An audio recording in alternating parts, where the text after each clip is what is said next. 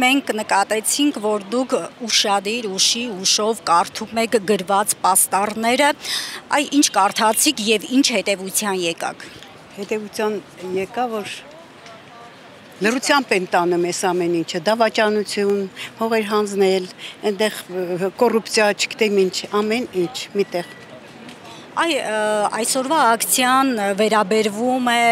Մայր եկեղեցու, մեր առաքելական եկեղեցու թիրախավորմանը, որը մի քանի օր է վարչապետ Փաշինյանի կողմից բառի բուն իմաստով հայոյախառն գրառումներով թիրախավորվում է։ Դուք ինչ կարծիքի եք։ Որպես ազգի ղեկավար,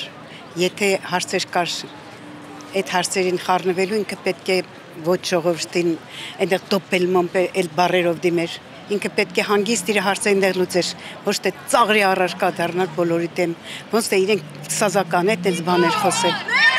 Կարելի էր մի խոսքով